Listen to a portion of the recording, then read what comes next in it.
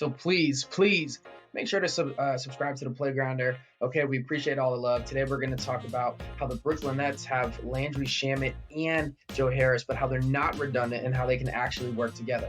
So Landry Shamet, before he went to the Clippers, ran DHOs, right, dribble handoffs, with a 21% frequency rate.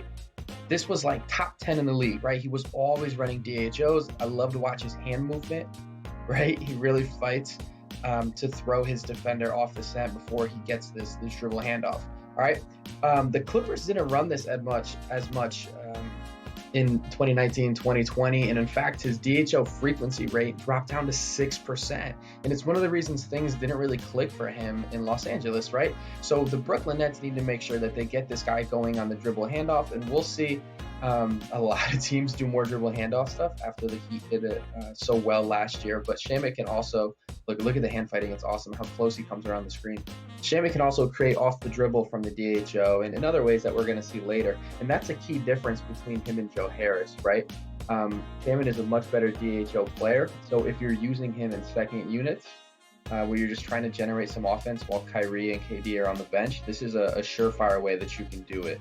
Okay, so the Nets should really go back and study how he was so effective in Philadelphia and use him that way during second units. This is great right here. So they try the flare screen, it doesn't work. He comes back around for the DHO, right? Easy assist for Mr. Ben Simmons right there.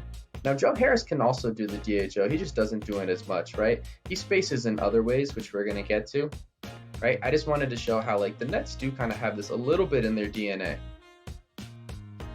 Look at this right here. One DHO to the next DHO, right? So there's definitely a lot of potential for the new coaching staff, a lot of smart minds in Brooklyn to use him this way. But instead, they like to use Joe Harris, popping out of screens, right? Here we go again. They're going to do a little hammer action or a little corner exit action, I should say, right?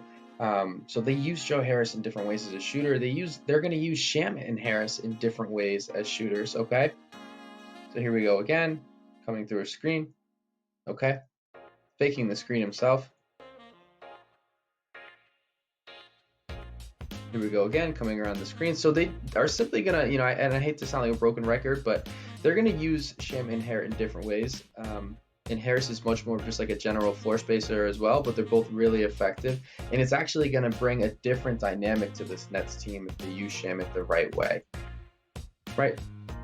So look at Joe Harris, a little bit taller and can just launch and go. I think he does that better than Landry Shamet, although Shamet's pretty good at it as well. Now, Shamet is a little bit of a better creator, right? So he's a little bit better on the pick and roll, and he did that a lot in college, right? So he has that skill set. And I think the Nets can really use him in their second unit.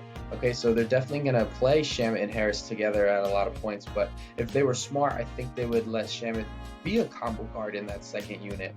It's a nice little pass to Kawhi right here. Okay, so this could be one of the steals of this offseason. Thank you for watching. Please subscribe. And let's look forward to what the Nets are going to do with these two shooters next year. So please make sure to subscribe to the